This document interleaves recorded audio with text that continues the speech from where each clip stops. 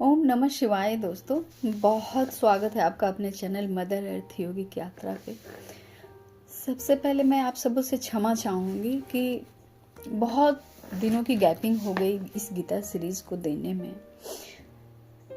आप सभी जानते हैं कि आध्यात्मिक जीवन पाथ पर चलते हुए कितने सारे चैलेंजेस जो होते हैं उन्हें अकेले डील करना होता है। अकेले का मतलब है सिर्फ और सिर्फ आप होते हैं, चैलेंजेस होती है और आपकी बुद्धिमत्ता होती है। तो इसी क्रम में बहुत सारी चीज़ें होती हैं जहाँ से रिप्लेसमेंट भी होता है। उसी क्रम में सेटिंग के दौरान थोड़ा सा मुझे डिले हो गया, लेकिन मैं कोशिश करूँगी मैं इस गीता सीरीज़ को कंप्लीट करूँ, क्योंकि ये मेरा सोल मिशन है और आप लोगों को दूं, ताकि गीता सीरीज जो है वो एक अलग तरीके से, अलग ढंग से समझाया गया है। इस सीरीज में अलग ढंग से का मतलब है बहुत डेप्थ जाकर एक एक चीज़ों, जो डेप्थ की जो जीवन की होती हैं, उन चीज़ों को लेकर समझाया गया है। तो आप लोग ज़रूर इंजॉय करेंगे इस गीता सीरीज को। तो आज हम लोग शुरू करते हैं गीता के चौथे अध्याय से, जो ज्ञान कर्म संन्यास योग के बारे में है। ज्ञान कर्म योग संन्यास मतलब जो कर्म दैनिक जीवन में जो जीवन को सर्व करता है, वैसे कर्म को अपने ज्ञान के साथ कैसे करेंगे और वो ज्ञान क्या है, इसके बारे में गीता का चौथा अध्याय है। सबसे पहले हम लोग गुरु को प्रणाम करते हैं, उसके बाद शुरू करते हैं। ओम श्री गुरुभ्यो नमः। ओम परम गुरुभ्यो नमः। ओम परात्पर गुरुभ्यो नमः। ओम सर्व गुरुभ्यो नमः। ओम मम गुरुभ्यो नमः। गुरु ब्रह्मा गुरु विष्णु गुरुदेव महेश्वर, गुरु साक्षात् पर ब्रह्म तस्मै श्री गुरुवे नमः। ओम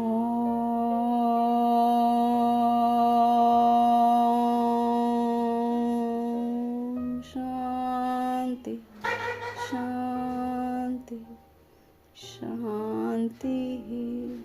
हरि ओम तत्सत।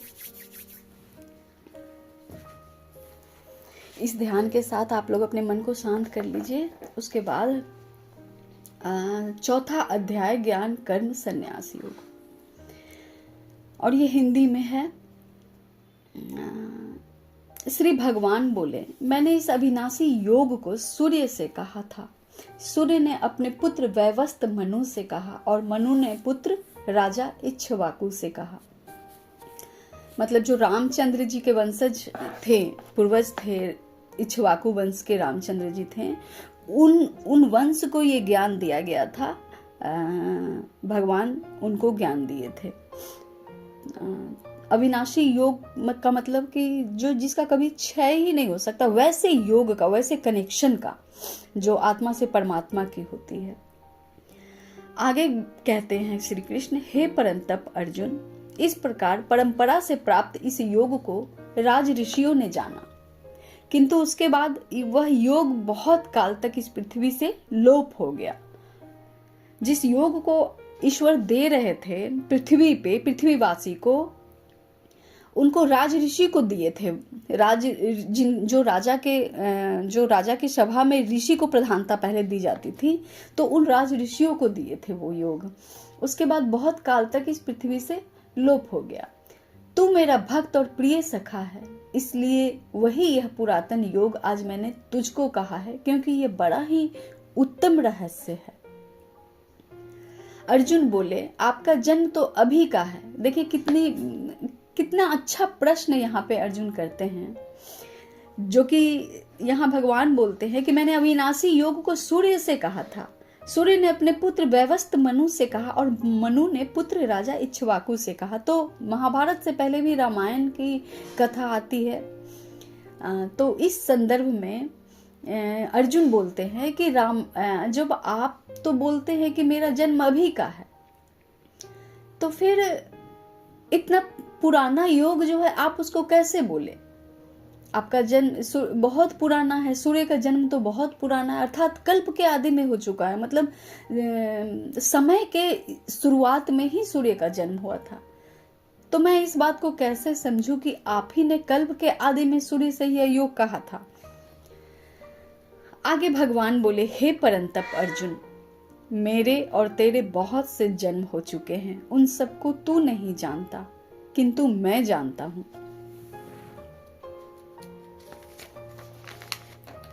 मैं अजन्मा और अविनाशी स्वरूप होते हुए भी तथा समस्त प्राणियों का ईश्वर होते हुए भी अपनी प्रकृति को अधीन करके अपनी योग माया से प्रकट होता हूं।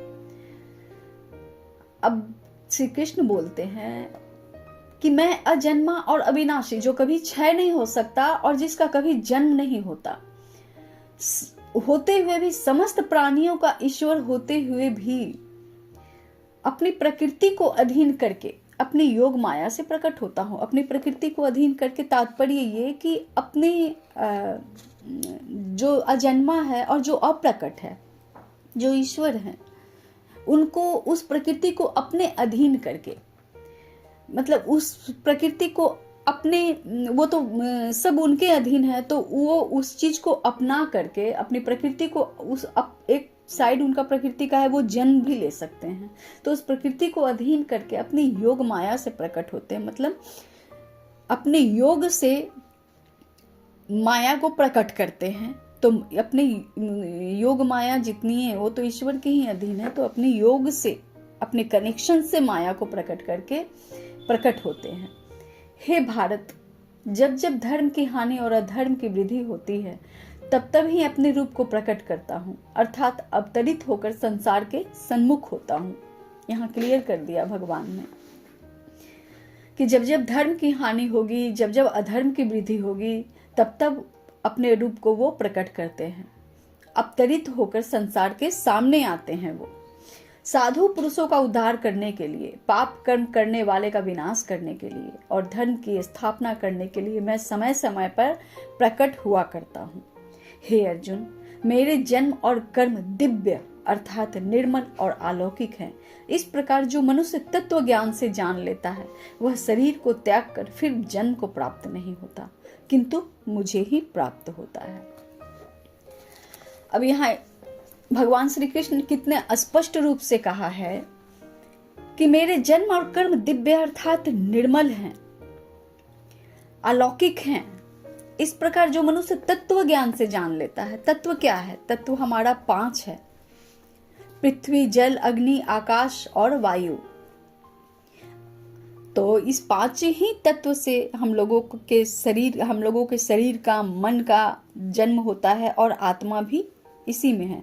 तो इन 5 तत्वों से जो 5 तत्वों को जो जान लेता है, यानी तत्वों के जो प्रकृति को जान लेता है, अग्नि की प्रकृति, आकाश की प्रकृति, वायु की प्रकृति, पृथ्वी की प्रकृति, 5 तत्व को जो उनके प्रकृति से जान लेता है, वो उनको जान लेता है।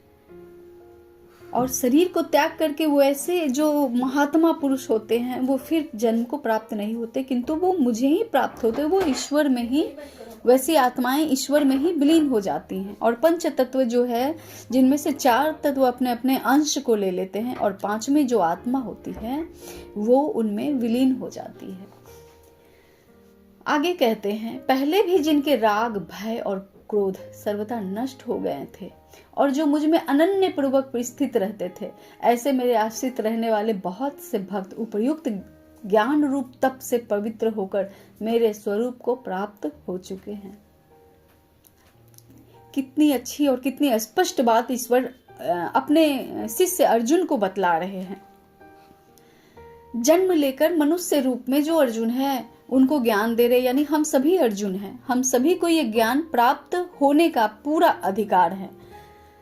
तो ये बतलाते हैं जो शरीर में रहते हुए भी पहले ही जिनके राग, भय और क्रोध, मतलब लस्ट जो होता है, जो लगाव, भय मतलब डर, किसी भी चीज का, किसी भी तरह का भय जो है, और क्रोध जिनके सर्वथा नष्ट हो गए हैं, जिनके हमेशा के लिए नष्ट हो गए थे, और जो मुझ में अनन्य पूर्वक स्थित रहते थे, वो एक सत्य को जान गए थे जो ईश्वर ही है, उनमें अनन्य पूर्वक स्थित रहते थे, उनके अलावा कोई दूसरा नहीं है, ऐसा जानकर ऐसे मेरे आश्रित रहने वाले बहुत से भक्त उपर्युक्त ज्ञान रूप तप से पवित्र होकर मेरे स्वरूप को प्राप्त हो चुके हैं।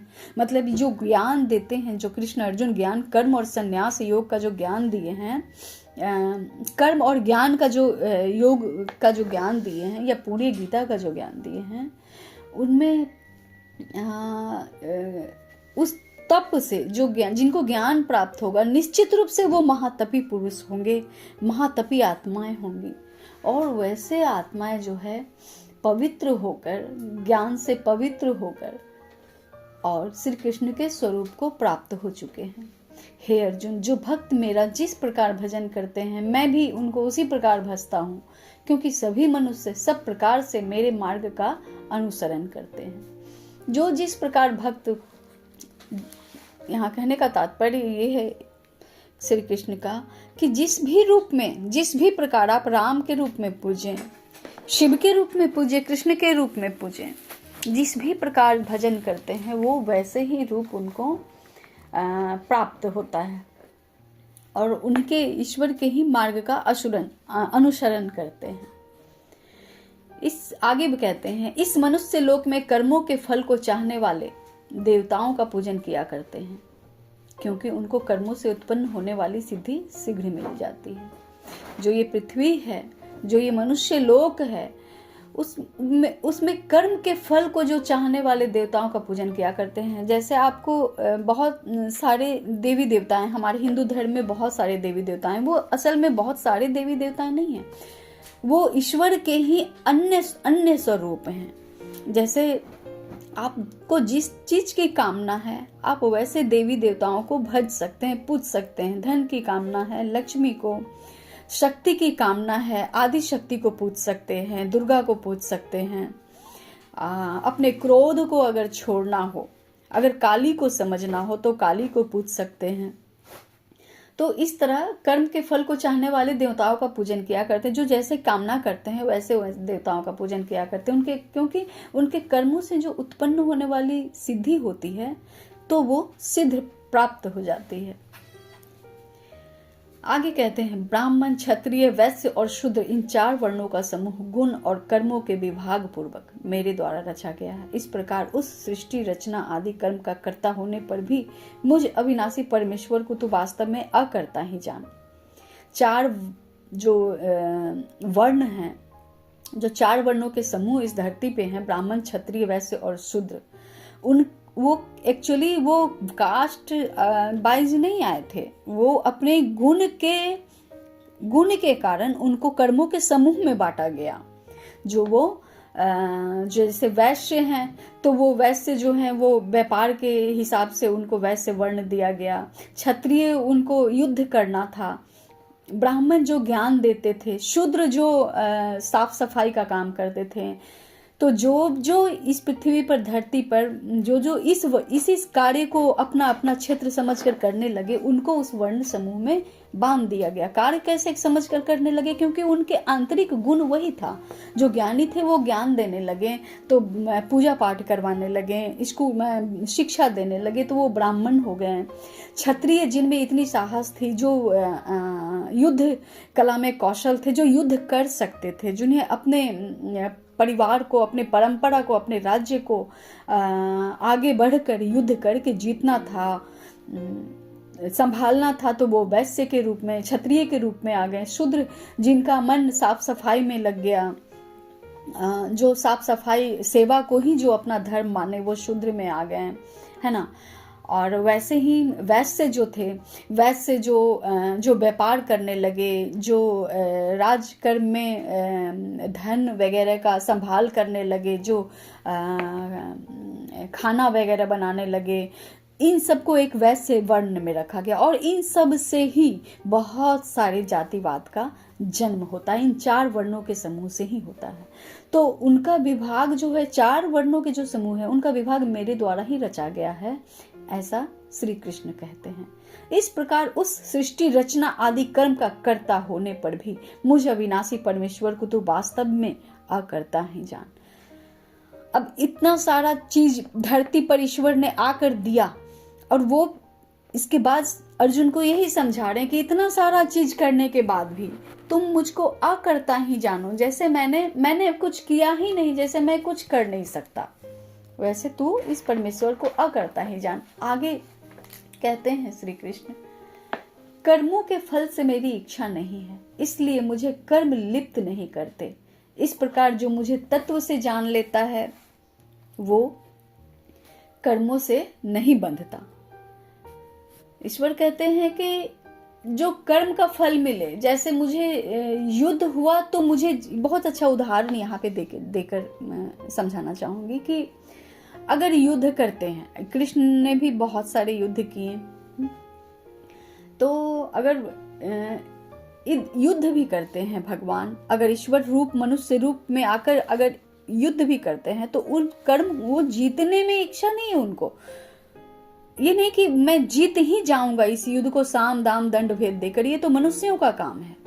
उन महात्मा या ईश्वर का काम नहीं है। वो युद्ध कला में निपुण होकर अपनी ही बुद्धि से, अपने ही दिमाग से जो सही चीज है बस उस चीज को करना चाहते हैं, उस चीज को करना जानते हैं, बस वो चलते रहना जानते हैं नित्य निरंतर अपने आत्मबल से, अपने बुद्धि से, अपने कौशल से। ईश्वर से बड़ा तो कुछ कोई होता ही नहीं है धरती पे। उस समय भी श्री कृष्ण से बड़े बुद्धि में और युद्ध में, आत्मबल में कोई नहीं थे। अर्जुन जो इस धरती पे इतने बलशाली और इतने निपुण योद्धा थे, वो भी ज्ञान श्री कृष्ण से ही लेते हैं। वो गुरु श्री कृष्ण ही उनके हैं। तो ईश्वर का ये कार्य नहीं होता, ये ऐसा समझाना चाह रहे हैं श्री कृष्ण अपने कर्म ज्ञान योग के द्वारा कि ईश्वर की जो इच्छा होती है वो फल में नहीं होती, वो सिर्फ कर्म कर्तव्य में ही होती है। इसलिए उनको कर्म नहीं बांधता, कर्म में वो लिप्त नहीं होते, कर्म उनको लिप्त नहीं कर सकता है कि ये कर्म है, जैसे कि युद्ध करना है तो मुझे युद्ध ही करना, ये मजबूरी उनकी नहीं है। युद्ध करना है तो कौन सा पक्ष होना चाहिए, सत्यता क्या है, और इससे पूरे राष्ट्र को, पूरी पृथ्वी को क्या लाभ या क्या हानि होने वाली है, इस चीज को इस बुद्धिमत्ता के साथ कर्म करते हैं ईश्वर। इस प्रकार जो तत्व से जान लेता है वह भी कर्मों से नहीं बंधता। इस प्रकार जो उनको तत्व से जो जिज्ञासु, जो आत्मा तत्व से जानते हैं, वो कभी भी इस धरती पे भी जो भी महान आत्माएं हैं, अभी भी बहुत सारी, इस वक्त भी, इस समय भी बहुत सारी महान आत्माएं हैं जो तत्व से जानती हैं, तो उनको कोई भी इस धरती की माया जो है या कर्म है, फल की इच्छा है, कोई भी चीज में वो बंधे नहीं है, उनको लिप्त, उनको प्रभावित कर ही नहीं सकता। आगे कहते हैं, पूर्व काल में मुमुक्षुओं ने भी इस प्रकार जानकर ही कर्म किए हैं, इसलिए तू भी पूर्वजों द्वारा सदा से किए जाने वाले कर्मों को ही कर। यहाँ कहते हैं भगवान की पूर्व काल में मुमुक्षुओं द्वारा, मतलब जो जानने की इच्छा रखते हैं, स्वयं को जो जानने की इच्छा रखते हैं, जिज्ञासु हैं, ज्ञान को जानने की, कर्म को जानने की इच्छा रखते हैं। इस प्रकार मुमुक्षु ने भी इस प्रकार जानकर ही कर्म किए, वो भी इसी तरह समझकर कर्म किए हैं। इसलिए तू भी पूर्वजों द्वारा सदा के लिए किए जाने वाले कर्मों को ही जानते हो। ये पूर्वज ही थे उनके जो इस कर्म को जानकर करते थे, इसीलिए ज्ञान दे रहे हैं अर्जुन को कि तुम भी उसी कर्म को करो जो वो जानकर करते थे, वैसा ही करो। आगे बतलाते हैं, श्री कृष्ण बोलते हैं, कर्म क्या है और अकर्म क्या है, इस प्रकार का निर्णय करने में बुद्धिमान मनुष्य भी मोहित हो जाते हैं। कितनी अच्छी बात यहाँ समझाया इन्होंने कि कर्म क्या है और अकर्म क्या है। हम सभी ये गीता सीरीज सुन रहे हैं, लेकिन आप सभी के भी मन में ये जिज्ञासा होती होगी, तो कैसा कर्म करना चाहिए, तत्व ज्ञान क्या है, कैसे जान सकते हैं तत्व को, कैसा कर्म हो जो मुझे उस ज्ञान तक पहुंचा दे, मेरी उस प्यास को शांत कर दे। इस गीता सीरीज में, ये गीता जो है ना, ये श्रीमद् भागवत गीता, ये गीता नहीं है दोस्तों, असल में ये जीवन जीने की कला, अगर इस गीता के जल से आपने स्नान कर लिया और इसका पान कर लिया ना, तो आपको अगर इस गीता के मर्म को समझ गए, जो लिखा है उसके पीछे के दृश्य को आपने आत्मसात कर लिया ना, तो तत्व ज्ञान निश्चित रूप से आ जाता है। और ये तप से आता है। तप मतलब आप अपने कर्म से मत भागो। आपको जो भी कर्म मिला है, जैसा भी कर्म मिला है, उस कर्म में लिप्त रह के, उससे भाग के नहीं, उसको बदल के नहीं। जैसे आप घर में कार्य करते हैं, उससे भाग के नहीं, हर एक कार्य में लग के। आपको जो परिवार मिला है, उस परिवार से भाग के नहीं, उस परिवार में एकदम घुस कर हर काम, हर कार्य में, हर कार्य को अपनी जिम्मेदारी पूर्वक उठाकर लेकर करना, चलना। उस कार्य को करते हुए ही, अपने कर्मों को करते हुए ही आप ज्ञान को प्राप्त कर सकते हैं, आप ईश्वर को प्राप्त कर सकते हैं। घर को भाग के, घर को छोड़ के, या अपने जिम्मेदारियों से भागकर, या आप अपने प्राइवेट जॉब्स होते हैं या सरकारी जॉब होते हैं, उस जॉब में जितनी सारी परेशानियां होती हैं, किसी भी परेशानी से भागकर नहीं, उस परेशानियों में घुसकर उसका सॉल्यूशन पाकर ही उस ज्ञान को पाया जा सकता है। रामचंद्र जी जो थे, वो क्या किए, कभी उन्होंने जितने भी उनके जीवन में जितने ऑब्स्टिकल्स आए, कभी वो भागे नहीं, हमेशा उस चीज को अपनाकर आगे बढ़ते गए। एक राजकुमार होते हुए भी जंगल में रहे, युद्ध किया उन्होंने, कितने सारे राक्षसों का संहार किया, फिर सीता को लाए, लंका का ध्वंस किया। तो उस चीज से भागे, चाहते तो वो भाग के राजा बन के राज कर सकते थे, लेकिन उन्होंने अपने आपको हर उस कर्म में लगाया जिधर उनको समय उनको ले गया। जो जिस चीज से वो कर्म से बंधे थे, उस कर्म को उन्होंने बखूबी किया। इसलिए आज हम सब उन्हें भगवान पूजते, क्योंकि वो ईश्वर आकर स्वयं अवतार लेकर वो समझाए हैं कि कर्मों से भागकर नहीं, कर्मों में घुसकर, उसके सारे चीजों को निभाकर, आप परिवार को निभाकर, कर्म को निभाकर ही आप ज्ञान को प्राप्त कर सकते हैं। और इस कलयुग में यही ज्ञान कृष्ण देते हैं कि आप कर्मों से मत भागो, ज्ञान के साथ कर्म को करो। तो आगे बोलते हैं कि कर्म क्या है और अकर्म क्या है। इस प्रकार इसका निर्णय करने में बुद्धिमान मनुष्य भी मोहित हो जाते, जिसको मैंने अभी बतलाया आपको कि मोहित हो जाते, वो समझ नहीं पाते। इसको समझने का सबसे आसान तरीका है कि आपको जो जिम्मेदारियां परिवार के द्वारा, काम के कार्य के द्वारा जहां भी मिली, आप उससे भागो मत। इस चीज को समझाने के लिए यहाँ कहते हैं कि बुद्धिमान मनुष्य भी मोहित हो जाते हैं, इसलिए वह कर्म तत्व तुझे भली भांति समझा कर कहूंगा, जिससे जानकर तू अशुभ से अर्थात कर्म बंधन से मुक्त हो जाएगा। तो आगे गीता के जितने भी अध्याय हैं, जितने भी शब्द हैं, एक एक शब्द बस ज्ञान की ओर ही ले जाते हैं, कर्म की ओर ले जाकर ज्ञान को ही प्राप्त करवाते हैं।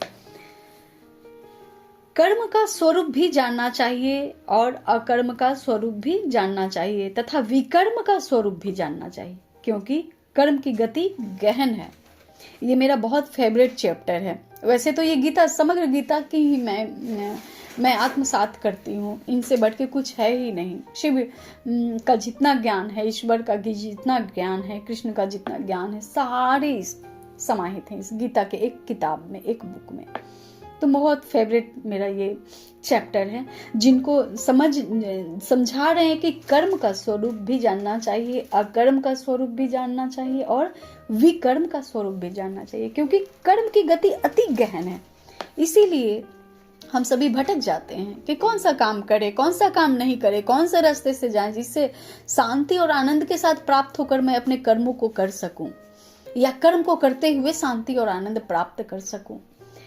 इस चीजों को समझाने के लिए आगे कहते हैं, जो मनुष्य कर्म में अकर्म देखता है और जो अकर्म में कर्म देखता है, और वह मनुष्य में बुद्धिमान है, और वह योगी समस्त कर्म को करने वाला है।